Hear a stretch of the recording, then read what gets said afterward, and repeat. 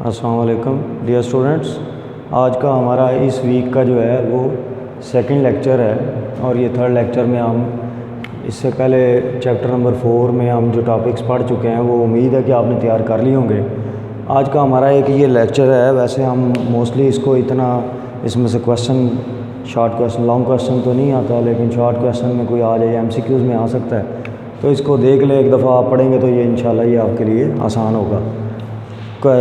ہمارا ٹاپک ہے relationship between cell function and cell structure. دیکھیں، جو بھی کوئی چیز ہوتی ہے نا، اس کی اسٹرکچر کو اس طرح سے ہی ہونا ہوتا ہے جس طرح اس کا فنکشن ہے۔ مطلب اگر مارکر کا یہ فنکشن ہے تو اگر یہ فلیٹ ہوگا یا کسی اور شیپ میں ہوگا تو اس کو پکڑ کے ہولڈ کر کے لکھنا مشکل ہو جائے گا۔ اسی طرح آپ کے پاس بے شمار ایسی چیزیں ہیں جن کی مثالیں دی جا سکتی ہیں۔ اگر آپ کے پاس چیئر ہے بیٹھنے کے لیے تو اس کی شیپ ویسی ہوتی ہے جیسا اس کا فنکشن ہے۔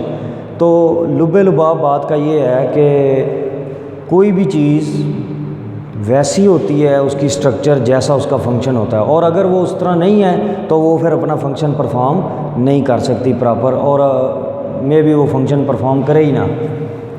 اس لحاظ سے ہمارے پاس جو لیونگ آرگنزم ہیں ان میں تقریباً 200 ٹائپس کے سیل پائے جاتے ہیں۔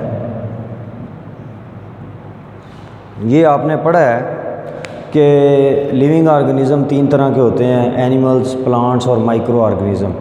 ان لیونگ آرگنزمز میں جو ان کے جسم میں سیل پائے جاتے ہیں، آپ اپنی باڈی میں دیکھیں تو سر سے لے کے پاؤں تک آپ کی جسم کے اندر ڈفرینٹ سیلز ہیں، مختلف پرفارم کر رہے ہیں۔ حالانکہ سیل تو سیل ہے، اگر آپ بالوں کو سیل کو دیکھیں یہ بھی سیل ہے، اور اگر آنکھ کے سیل کو دیکھیں یہ بھی سیل ہے، کان کے دیکھیں، سب کے فنکشن الگ ہیں۔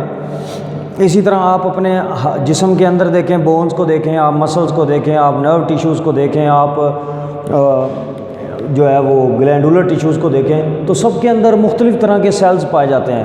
اوور آل لیونگ آرگنزم کی باڈی میں 200 ٹائپس کے سیل ہیں، 200 ٹائپس کے سیلز، اور یہ سیلز مل کر ہی لیونگ آرگنزم کی باڈی بنتی ہے۔ اب اگر ہم دیکھیں تو ان 200 ٹائپس میں مختلف طرح کے، مختلف شیپ کے، مختلف سٹرکچر کے سیلز ہوتے ہیں، اور ان کی جیسی سٹرکچر ہوتی ہے وہ ان کی اکارڈنگلی ہوتی ہے کہ ان کا فنکشن کیا ہے، یعنی سٹرکچر ایسی ہوتی ہے جیسے ان کی فنکشن ہے۔ اب سیل کس چیز میں ڈیفرنٹ ہو سکتے ہیں، یعنی اگر آپ دیکھیں تو سیل کا سائز اور شیپ ڈیفر کر سکتا ہے اکارڈنگ ٹو دیئر فنکشن۔ مثلا ریڈ بلڈ سیلز کا کام ہے کہ وہ آکسیجن کو پکڑیں، بلڈ سیل اس کو ٹرانسمٹ کر دیں اس کو نارمل باڈی سیلز کی طرف۔ یہ ریڈ بلڈ سیلز کا کام ہے، آکسیجن کو ٹرانسپورٹ کرنا، اور اس ٹرانسپورٹ کے لیے ان کو راؤنڈ شیپ ہونا ہے، کیونکہ انہوں نے اس کے اوپر جو ہیموگلوبن ہے وہ پروٹین ہولڈ کر کے رکھنی ہے تاکہ وہ آکسیجن کو پکڑ سکے۔ تو اس لیے اب ریڈ بلڈ سیل اپنے اس فنکشن کے لیے، جو اس کا فنکشن ہے ٹرانسپورٹ آف آکسیجن لنگ سے لے کے سیل تک، اس کے مطابق اس کی شیپ دیکھیں بدل گئی ہے۔ تو یہی تو ہمارا ٹاپک ہے، cell structure and cell function. Cell structure اور سیل فنکشن کیا، ان کے درمیان کیا ریلیشن شپ ہے؟ تو ہم نے یہ جسٹ نکالا تھا کہ سیل اسٹرکچر اور سیل فنکشن جو ہیں وہ اکارڈنگلی ہوتے ہیں، جیسا فنکشن ہوتا ہے ویسی اس کی اسٹرکچر بن گئی ہے۔ مثلا ایک اور مثال لیتے ہیں، نرو سیلز ہوتے ہیں جن کا کام ہے میسیج ٹرانسمٹ کرنا۔ مثلا اگر یہ ہاتھ پہ میں نے یہ ٹچ کیا ہے مارکر تو اس کا میسیج برین کو گیا ہے، تو it has to be elongated، اس کو ضروری ہے کہ یہ لمبا سا ہو تاکہ میسیج کو تیزی سے دور تک پہنچا سکے۔ اگر یہ جو گول سا ہو، موٹا سا ہو، فلیٹ سا ہو، ایک جگہ پہ لمیٹڈ ہو تو یہ تو لوکلائز ہو گیا، اسی جگہ پہ میسیج رہے گا۔ تو میسیج کی ٹرانسمیشن کے لیے اس کو کیا ہونا ہوتا ہے، اس کو elongate کرنا ہوتا ہے۔ کس لیے؟ For the transmission of messages. تو اس کی شیپ ایسی ہے۔ پھر پودوں میں آپ زائلم سیلز کی مثال لے سکتے ہیں سوری زائلم سیلز لمبے لمبے ویسلز ہوتے ہیں، لمبے لمبے یوں، اور ان کی شیپ اس قسم کی ہوتی ہے۔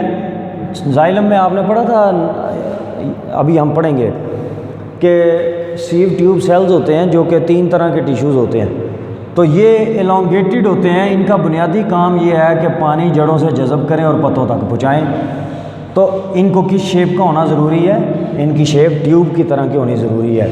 پھر روٹ ہیئرس پہ آ جائیں. دوسرا ڈفرنس جو ہے وہ ہے ہمارے پاس سرفیس ایریا اور والیوم اسی سیل کا، ایریا ٹو والیوم ریشو، کہ کتنا ایریا اویلیبل ہے اور اس سیل کی پھر وہ کتنا والیوم اس میں لے رہے ہیں. اب روٹ ہیئرز جو ہیں ان کا لارج سرفیس ایریا ہوتا ہے، پھیلے ہوئے ہوتے ہیں، چوڑے چوڑے سے ہوتے ہیں. اس کی بنیادی وجہ یہ ہوتی ہے کہ آپ کو پتہ ہے کہ روٹ ہیئرز نے کیا کرنا ہے؟ ایبزارب کرنا ہے کیا؟ Water and Salts. تو اس کی شیپ ایسی ہونی چاہیے. تو یہ ایک ریلیشن شپ ڈیولپ ہو رہا ہے. پھر جو نیکسٹ ایک اور پیرامیٹر ہے جس پہ آپ اس کو جج کریں وہ یہ ہے کہ اس سیل کے اندر کون سے ایسے اس نے فنکشن پرفارم کرنے ہیں جس طرح کے اس کو آرگنیل پھر اسی طرح کے اپنے اندر ڈیولپ کرنے پڑیں گے. اگر ایک سیل ہے مثلا فوٹو سنتھیٹک ہے پودوں کا، تو اس کے اندر لازمی طور پہ اس کو پلاسٹڈز گرو کرنے پڑیں گے نا، زیادہ پلاسٹڈز ہوں گے تبھی تو فوٹوسنتھسس کر پائے گا. اور اسی طرح اگر کوئی سیل سیکریٹری رول ہے، اس کا سیل سیکریٹ کرتا ہے کوئی ہارمون، کوئی گلینڈز پیدا کرتا ہے، اس کو کہتے ہیں سیکریٹری ہارمون یا کوئی سیکریشن کوئی بھی پیدا کرتا ہے. تو اس کو وہ اس طرح کے جو سیل ہوتے ہیں ان کے پاس زیادہ اینڈوپلازمک ریٹیکولم کمپلیکس ہوتے ہیں. اینڈوپلازمک ریٹیکولم یہ وہی چینل ہے، network interconnected channel جو رستہ چل رہا تھا، اگر یاد ہے آپ کو، نیوکلیئر میمبرین سے شروع ہوا تھا یوں ایک رستہ سا اور سیل میمبرین تک چل رہا تھا. اور اس میں گالجی باڈیز جو ہیں وہ بھی اسی طرح زیادہ ہوں گی کیونکہ انہیں سیکریشن کرنا ہے، میسیجز آنے ہیں، اینڈوپلازمک ریٹیکولم نے سنتھسس کرنے ہیں، گالجی باڈیز نے ان کو ان کے ایڈریس تک بھیجنا ہے. اسی طرح جو فوٹو سنتھیٹک سیل ہیں جن کی بات میں نے پہلے کی ہے، تو ان کے اندر کلوروپلاسٹ کا ہونا بہت زیادہ ضروری ہے. تو یہ ان کے رول اس طرح ہی ایڈجسٹ کر رہا ہے جس طرح کا اس کا فنکشن ہے. دیکھیں آپ ان کے اپنے رول کے مطابق ان کی سٹرکچر چینج ہو رہی ہے. اب مثلا فوٹو سنتھیٹک سیل ہیں تو ان کا فنکشن ایسا ہے کہ ان کو فوٹوسنتھسس کرنی ہے، تو یہ انہوں نے کیا ڈیولپ کیا؟ اپنے اندر بہت سارے کلوروپلاسٹ زیادہ ڈیولپ کر لیا عام سیل کی نسبت. تو یہ تو ایک آپ کے پاس جرنل اوور ویو ہے. اسی طرح اینیملز میں بھی اگر آپ یہ دیکھیں نا، وہ ہوتا یہ ہے کہ ہم کیا ہیں، ہم کوئی بھی آرگنزم ہے وہ ایک ایگریگیشن ہے بہت سارے ٹریلینز آف سیلز کا، کروڑوں سیلز ملتے ہیں، مل کر کام کرتے ہیں تو ایک باڈی بنتی ہے. اور وہ ہر ایک سیل کا جو بھی فنکشن ہے وہ اس پوری باڈی کا یا اس پورے آرگنزم کے فنکشن کلیکٹیولی بن جاتے ہیں. اب اینیملز میں آپ اگر دیکھنا چاہیں تو انڈیویجول سیل کا جو فنکشن ہے وہ آپ دیکھیں گے کہ وہ آپ اس کو جو ہے نا جرنلائز کر سکتے ہیں. مثلا نرو سیل کے جو فنکشن ہے کہ یہ میسیجز کو کنڈکٹ کرے، پیغامات کو، ٹرانسمیشن کو، تو ایک نرو سیل کا یہ کام ہے. اور یہ پوری جو ہے باڈی کے اندر جتنے بھی نرو سیلز ہیں وہ اس طرح کے کام کر رہے ہیں.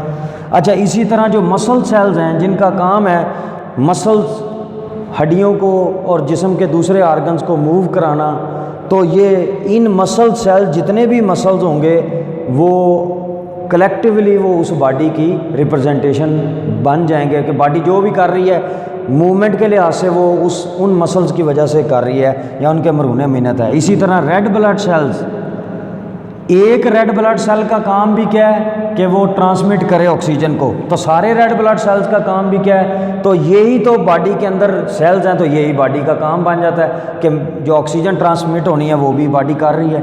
اور وائٹ بلڈ سیل چونکہ ڈیفنس کا کام کرتے ہیں، جراثیم کو مارنے کا کام کرتے ہیں، تو وہ ان کا کام بن جاتا ہے. اچھا اسی طرح سکن سیل جو ہے، ہم نے یہ دیکھا ہوا ہے کہ بھائی سکن جو ہے وہ ہمیں پروٹیکٹ کرتی ہے، ہمیں ہمارے انٹرنل آرگنز کو بچاتی ہے. تو اس کی سٹرکچر ایسی ہونی چاہیے. اور ساتھ میں اس کا دوسرا رول کیا ہے کہ یہ گرمی اور سردی کے لیے ایک جو ہے وہ ریزسٹنٹ کے طور پہ کام کرتی ہے. تو یہ ایک سکن کا کام رول ہے اور یہ اوور آل ایک باڈی کا رول بن گیا ہے. سیلز بون کے وہ کیا کرتے ہیں؟ وہ کیلشیم ڈپازٹ کرتے ہیں. یہ جو کیلشیم ڈپازٹ ہوتا ہے یہ ہڈیوں کو مضبوطی دیتا ہے اور وہ کلیکٹیولی پوری باڈی کو مضبوط کرتا ہے. تو کہنے کا مطلب کیا ہے کہ ہمارے انڈیویجول جو بھی سیل جسم کے اندر موجود ہوتے ہیں وہ انڈیویجولی سارے اپنا اپنا فنکشن پرفارم کرتے ہیں، اور اس طرح سب سیل مل کر کلیکٹیولی اس باڈی کا فنکشن بن جاتے ہیں، یعنی اس باڈی کے لیے کام کر رہے ہوتے ہیں سارے سیل، تو وہ کلیکٹیولی اس باڈی کا فنکشن بن جاتا ہے۔ یہ ہے ہمارے پاس ایک relationship between cell function and cell structure, تو سیل کی اسٹرکچر کے مطابق ہی سیل کا فنکشن پرفارم ہوگا، جس طرح کی بھی اس کی اسٹرکچر ہوگی۔ تیسرے ہمارے پاس ایک ٹاپک ہے cell as open system.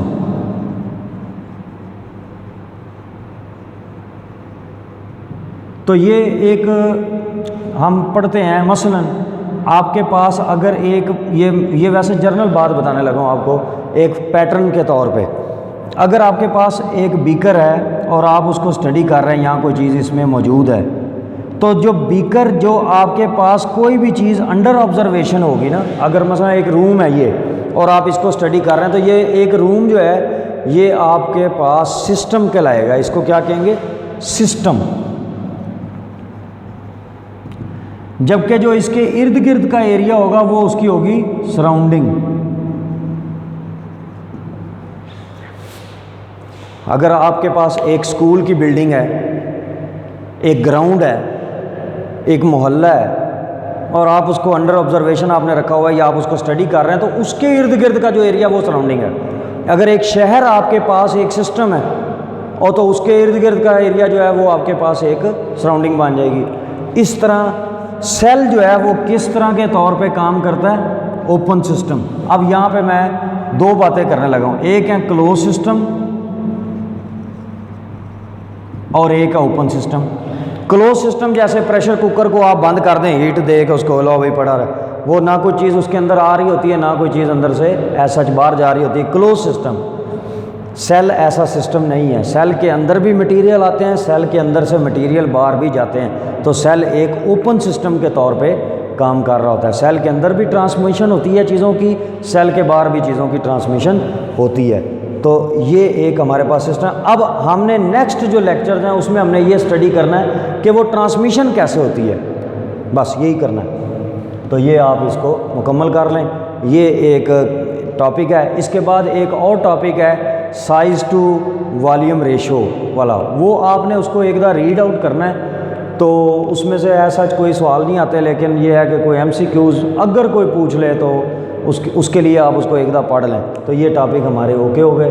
Next ہم لیکچر میں جو ہے نا اس کے ٹرانسمیشن والے ٹاپک پڑھیں گے۔ اگر کسی کو پرابلم ہو دین وہ ہمیں کمنٹس میں پوچھ سکتا ہے، اور ورنہ اپنے ٹیچر سے پوچھیں تو وہ آپ کو مزید بہتر گائیڈ کر دیں گے۔ اللہ حافظ۔